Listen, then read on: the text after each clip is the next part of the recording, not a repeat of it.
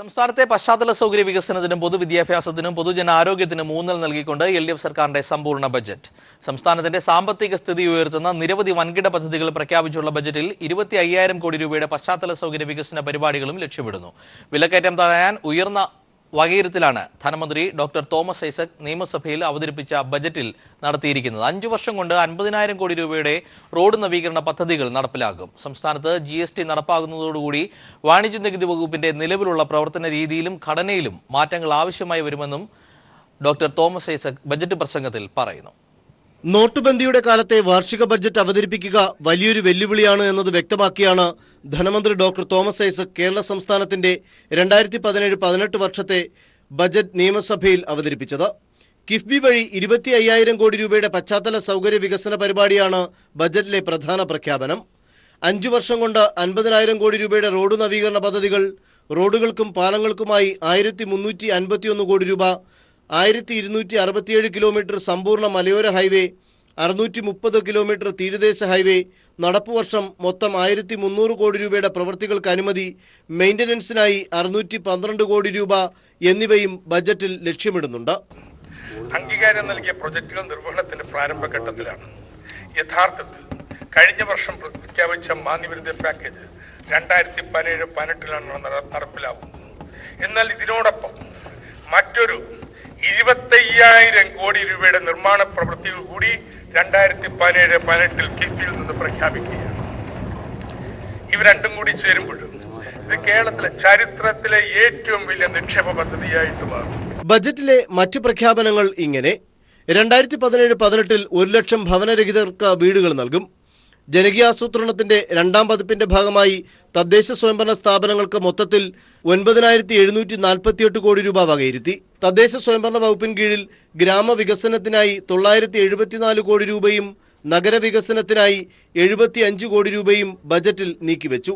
93,584.74 കോടി രൂപയാണ് റവന്യൂ വരവ്.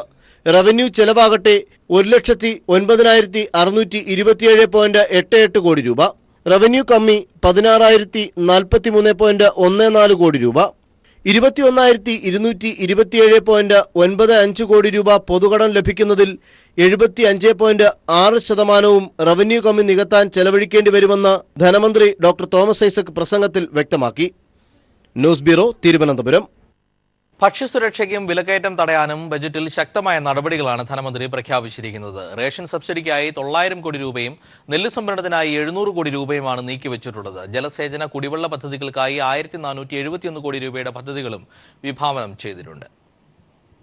പൊതുകമ്പോളത്തിൽ ഇടപെടുന്നതിന്റെ ഭാഗമായി സിവിൽ സപ്ലൈസ് കോർപ്പറേഷന് ധനസഹായമായി 200 കോടി രൂപയും കൺസ്യൂമർ ഫെഡിന് 150 കോടി രൂപയും ഹോർട്ടികോർപ്പിന് 30 കോടി രൂപയുമാണ് വകയിരുത്തിയിട്ടുള്ളത്. റേഷൻ കടകളിൽ ബയോമെട്രിക് ഉപകരണങ്ങൾ വാങ്ങാനും കമ്പ്യൂട്ടറൈസേഷൻ നടപ്പാക്കാനും 117 കോടി രൂപയും അനുവദിച്ചു.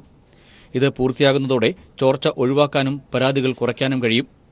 കാർഷിക വിപണികളുടെ വികസനത്തിനായി 40 കോടി രൂപ വകയിരുത്തിയിട്ടുണ്ട്. കേന്ദ്ര സർക്കാർ കേരളത്തിന്റെ അരിവിഹിതം ഉയർത്താൻ സമ്മതിച്ചാൽ മാത്രമേ ഇന്നത്തെ അരിക്ഷാമത്തിന് പ്രതിവിധി കാണാൻ കഴിയും.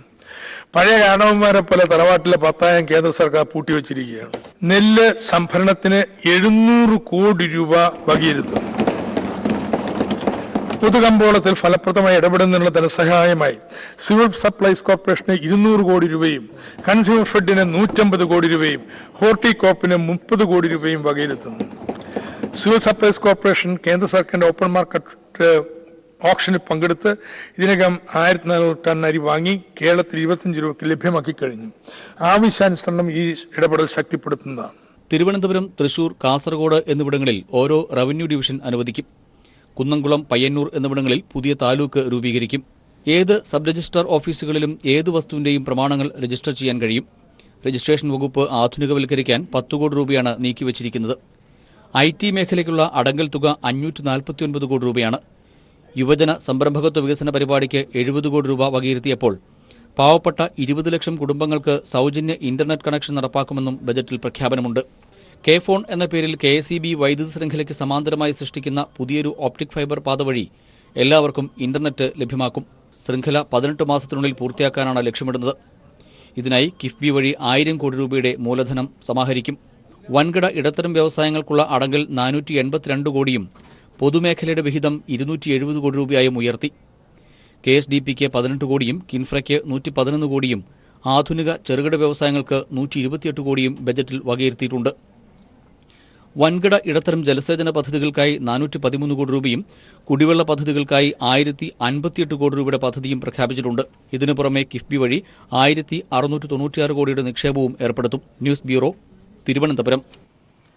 ബജറ്റ് അവതരണത്തിനിടെ ബജറ്റ് ചോർന്നെന്നാരോപിച്ച് പ്രതിപക്ഷം. പുതിയ ബജറ്റ് അവതരിപ്പിക്കണമെന്നും ധനമന്ത്രി രാജിവെക്കണമെന്നും ആവശ്യപ്പെട്ട് പ്രതിപക്ഷ നേതാക്കൾ ഗവർണറെ കണ്ടു. എന്നാൽ ബജറ്റ് രേഖകൾ ചോർന്നിട്ടില്ലെന്ന് വ്യക്തമാക്കിയ ധനമന്ത്രി തോമസ് ഐസക് മാധ്യമങ്ങൾക്കുള്ള കുറിപ്പ് നേരത്തെ നൽകിയ പേഴ്സണൽ സ്റ്റാഫ് അംഗത്തെ പുറത്താക്കിയതായും അറിയിച്ചു. സംഘർഷം ലഘൂകരിക്കാൻ നടപടികൾ സ്വീകരിക്കാൻ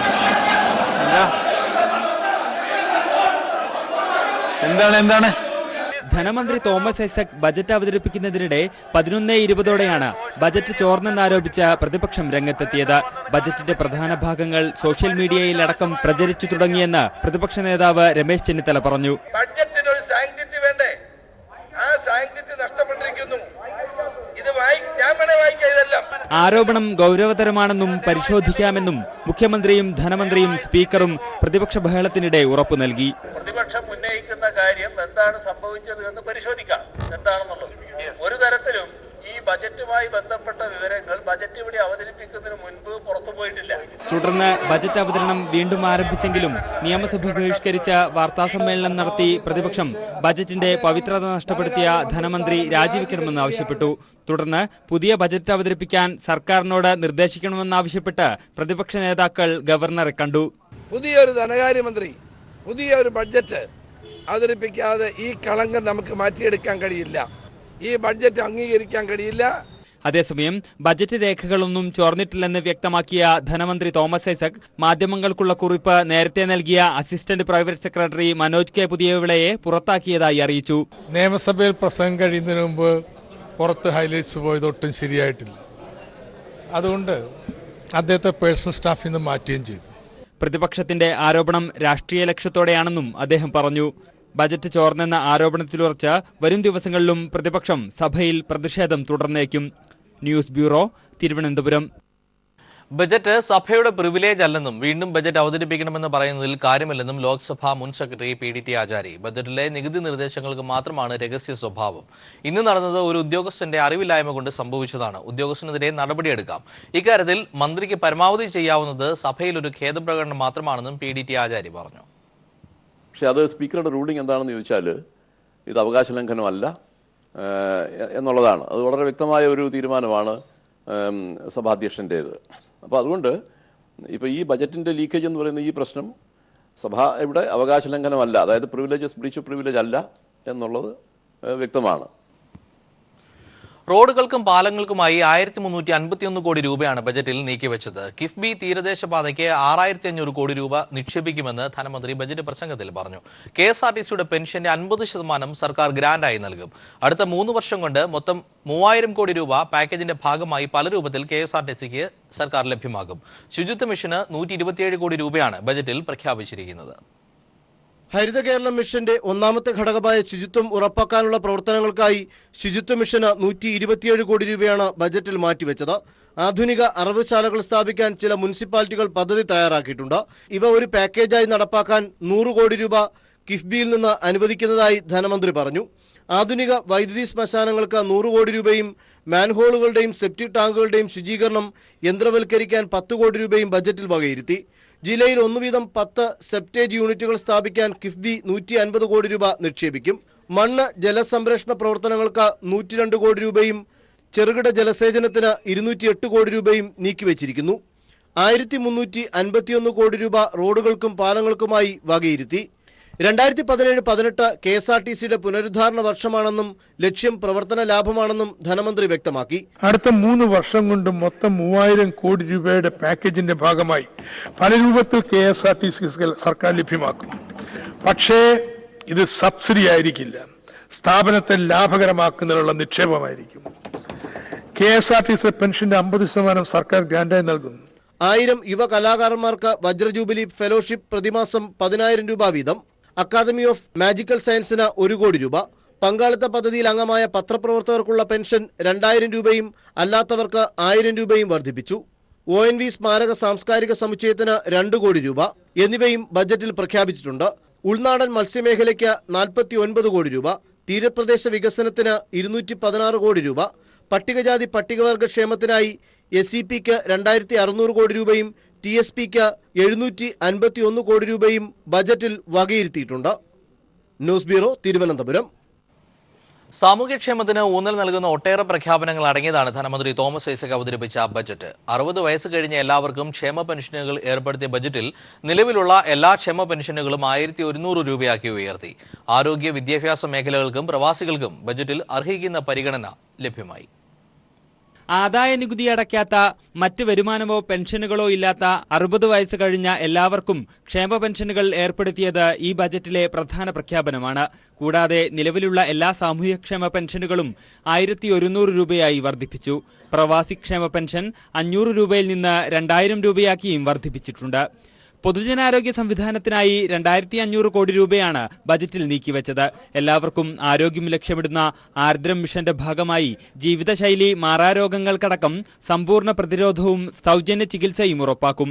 Thiruvananthapuram medical college master plan നടപ്പാക്കാൻ ആദ്യഘട്ടമായി കിഫ്ബി വഴി 400 കോടി രൂപ നൽകും. മറ്റ് മെഡിക്കൽ കോളേജുകളും മുൻനിര ആശുപത്രികളും സൂപ്പർ സ്പെഷ്യാലിറ്റി നിലവാരത്തിലേക്ക് ഉയർത്തും. രോഗികൾക്ക് ആരോഗ്യ സഹായമായി 1000-ഓളം കോടി രൂപയും ബജറ്റിൽ നീക്കിവെച്ചു. ഭിന്നശേഷിക്കാർക്കായും ശിശുക്ഷേമത്തിനും ബജറ്റിൽ പ്രത്യേക പ്രാധാന്യം നൽകിയിട്ടുണ്ട്. പൊതുവിദ്യാലയങ്ങളുടെ പശ്ചാത്തല സൗകര്യ വികസനത്തിനും നിലവാര വർധനവിനുമായി 1000 കോടി രൂപയുടെ പദ്ധതികളാണ് പ്രഖ്യാപിച്ചിരിക്കുന്നത്. സ്കൂൾ വിദ്യാഭ്യാസത്തിന് 863 കോടി രൂപയും മെഡിക്കൽ വിദ്യാഭ്യാസത്തിന് 470 കോടിയും വകയിരുത്തിയപ്പോൾ ഹയർ സെക്കൻഡറി സ്കൂളുകളിൽ 2500 തസ്തികകൾ സൃഷ്ടിക്കുമെന്നും ബജറ്റിൽ പറയുന്നു. പദ്ധതി അടങ്കലിന്റെ 11.5% വനിതാ വികസനത്തിന് നീക്കിവെച്ചു. കുടുംബശ്രീക്ക് 161 കോടി രൂപ വകയിരുത്തി. ആശാ വർക്കർമാരുടെയും പ്രീ പ്രൈമറി അധ്യാപകരുടെയും ഓണറേറിയം 500 രൂപ വർദ്ധിപ്പിച്ചിട്ടുമുണ്ട്. ചുരുക്കത്തിൽ സാമൂഹ്യക്ഷേമത്തിന് വലിയ പ്രാധാന്യം നൽകുന്നതാണ് അടുത്ത സാമ്പത്തിക വർഷത്തേക്കുള്ള ബജറ്റ്. ജിതിൻ ചന്ദ്രൻ, തിരുവനന്തപുരം. കാർഷിക മേഖലയുടെ അടങ്കൽ 2016 കോടി രൂപയാണ് ബജറ്റിൽ ഉയർത്തിയിരിക്കുന്നത്. കാസർഗോഡ്, വയനാട് പാക്കേജുകൾക്കായി 110 കോടി രൂപയും വകയിരുത്തി. ചെറുകിട റബ്ബർ കർഷകർക്ക് 150 രൂപ ഉറപ്പുവരുത്താൻ വിലസ്ഥിരതാ പദ്ധതിക്കായി 500 കോടിയും വകയിരുത്തിയിട്ടുണ്ട്.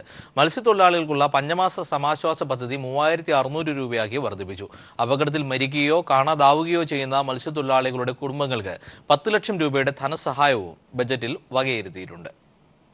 കാർഷിക മേഖലയുടെ അടങ്കൽ 2016-2017 1828 കോടി രൂപയായിരുന്നത് 2016 കോടി രൂപയായി ഉയർത്തിയിട്ടുണ്ട്. പച്ചക്കറി കൃഷിക്കായി 85 കോടി രൂപ നീക്കിവെച്ചു. വയനാട് പാക്കേജിനായി 19 കോടിയും തരിശ് കൃഷിഭൂമിക്കായി 12 കോടി രൂപയും ബജറ്റിൽ വകയിരുത്തിയിട്ടുണ്ട്.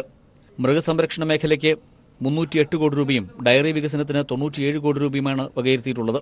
പ്രാഥമിക പാൽ സഹകരണ സംഘങ്ങൾക്ക് 30 കോടി രൂപ ധനസഹായമായി വകയിരുത്തിയിട്ടുണ്ട്. കാർഷിക മേഖലയുടെ അടങ്കൽ 1822 കോടി രൂപയിൽ നിന്ന് 2106 കോടി രൂപയായി ഉയർത്തുന്നു. ഭക്ഷ്യോൽപാദനം നീക്കിവെച്ചുള്ള 160 കോടി രൂപയിൽ 70 കോടി രൂപ നെല്ലിനും 85 കോടി രൂപ പച്ചക്കറിക്കുമാണ്. നെൽകൃഷിക്ക് തരിശുഭൂമി കൃഷിയോഗ്യമാക്കാൻ മുതൽ റൈസ് മില്ല് വരെ ഓരോ ഘട്ടത്തിലും സമഗ്രമായ സഹായ പദ്ധതിയാണ് തയ്യാറാക്കിയിട്ടുള്ളത്. 12 കോടി രൂപ തരിശുഭൂമി കൃഷിക്കും ഒരുപ്പു കൃഷി ഇരിപ്പുമാക്കുന്നതിനും വകയിരുത്തിയിട്ടുണ്ട്. ഹെക്ടറിന് 1500 വെച്ച് പാടശേഖര സമിതിക്ക് നൽകുന്നതിന് 27 കോടി രൂപ അനുവദിക്കുന്നുണ്ട്. പരമ്പരാഗത വ്യവസായ മേഖലയ്ക്കും ഊന്നൽ നൽകിയിട്ടുണ്ട് ബജറ്റിൽ. കയർ, കൈത്തറി, കശുവണ്ടി മേഖലയുടെ വികസനത്തിനായി വിവിധ പദ്ധതികൾ ബജറ്റിൽ വിഭാവനം ചെയ്യുന്നു. ടൂറിസം മാർക്കറ്റിംഗിന് 75 കോടി രൂപയും സാംസ്കാരിക കേന്ദ്രങ്ങൾക്ക് 15 കോടി രൂപയും വകയിരുത്തി. കോവളം, കുമരകം, തേക്കടി, മൂന്നാർ, ശബരിമല, വാഗമൺ തുടങ്ങി 25ഓളം ടൂറിസം കേന്ദ്രങ്ങളുടെ പശ്ചാത്തല വികസനത്തിന് 120 കോടി രൂപയാണ് അനുവദിച്ചിരിക്കുന്നത്. 100 സ്കൂളുകളിൽ കൂടി സ്റ്റുഡൻസ് പോലീസ് കേഡറ്റ് ആരംഭിക്കാൻ 9 കോടി രൂപ അനുവദിച്ചു. 6 പുതിയ പോലീസ് സ്റ്റേഷനുകൾ സ്ഥാപിക്കും. ജയിലുകളിലെ അടിസ്ഥാന വേതനത്തിൽ 20% വർധന നടപ്പാക്കി.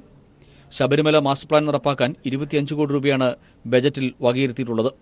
ഭിന്നശേഷിയുള്ളവർക്ക് സൗകര്യമൊരുക്കാൻ ബാരിയർ ഫ്രീ പദ്ധതിക്ക് 15 കോടി രൂപ വകയിരുത്തിയിട്ടുണ്ട്. ശിശുക്ഷേമ പദ്ധതികൾക്കായി 1621 കോടി രൂപ വകയിരുത്തിയിട്ടുണ്ട്. സർക്കാർ ജീവനക്കാർക്കും പെൻഷൻകാർക്കും ആരോഗ്യ ഇൻഷുറൻസ് ഏർപ്പെടുത്തുമെന്നും ബജറ്റ് വിഭാവനം ചെയ്യുന്നു. News bureau, Thiruvananthapuram.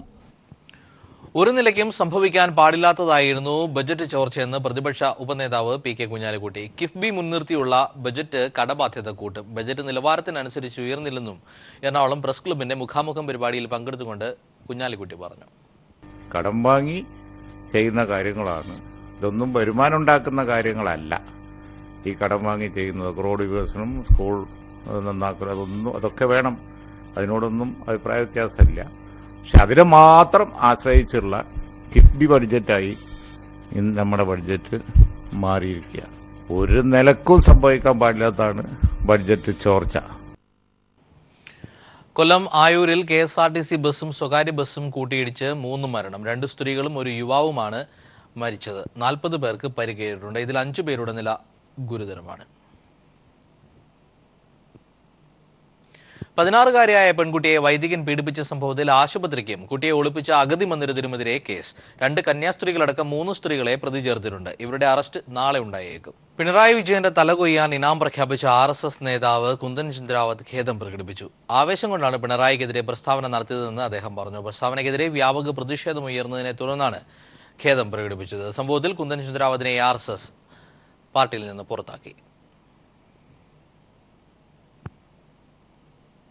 കേട്ടാൽ അറയ്ക്കുന്ന സംസ്കാരശൂന്യമായ പ്രസ്താവനയാണ് മുഖ്യമന്ത്രി പിണറായി വിജയനെതിരെ RSS നേതാവ് നടത്തിയതെന്ന് മുസ്ലിം ലീഗ് അഖിലേന്ത്യാ general secretary PK Kunhalikutty. Party ഇതിനെ ശക്തമായി അപലപിക്കുന്നു. അന്തർദേശീയ തലത്തിൽ IS-ന്റെ പണി സംഘപരിവാറും തുടങ്ങിയോ എന്നും കുഞ്ഞാലിക്കുട്ടി കൊച്ചിയിൽ പ്രതികരിച്ചു. തലയെടുക്കും എന്ന് പറഞ്ഞാൽ ഇപ്പം അന്തർദേശീയ തലത്തിൽ ഈ IS തീവ്രവാദികൾ അവരൊക്കെ നടത്തുന്ന പണി സംഘപരിവാറിലെ ചില ആളുകളും തുടങ്ങിയോ? അതാണ് വളരെ മോശമായ, നമ്മുടെ കൾച്ചറിന് യോജിക്കാത്ത, നമ്മൾ കേട്ടുകേൾവിയില്ലാത്ത, വളരെ അപലപനീയമായ, അതുപോലെ തന്നെ കേട്ടാൽ അറക്കുന്ന ഒരു പ്രസ്താവനയാണത്.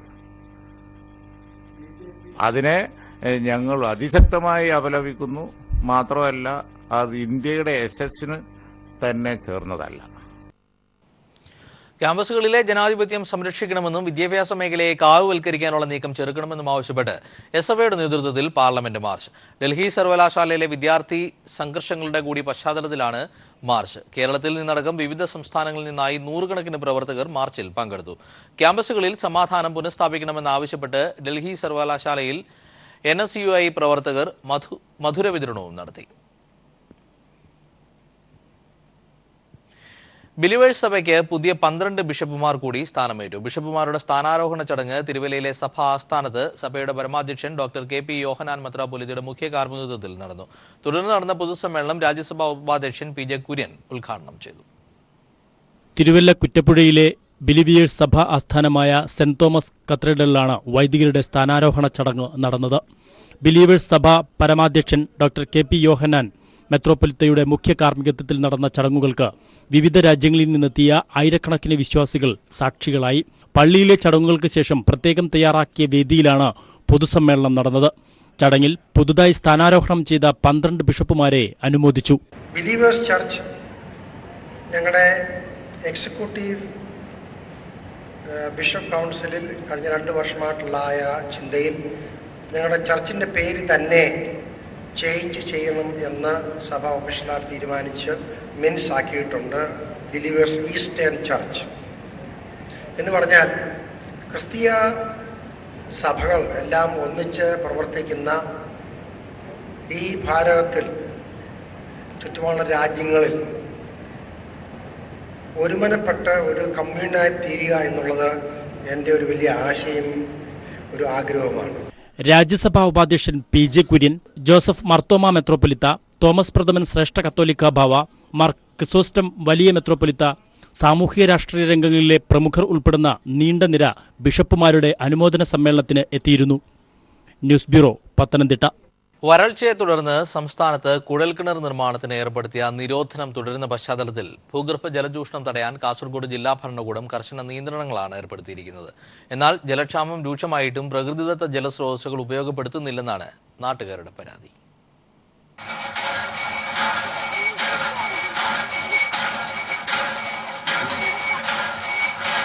സംസ്ഥാനത്ത് ഏറ്റവും കൂടുതൽ ഭൂഗർഭജലം ചൂഷണം ചെയ്യുന്ന പ്രദേശങ്ങളിലൊന്നായി കാസർഗോഡ് ബ്ലോക്ക് നേരത്തെ തന്നെ ഉൾപ്പെട്ടിരുന്നു.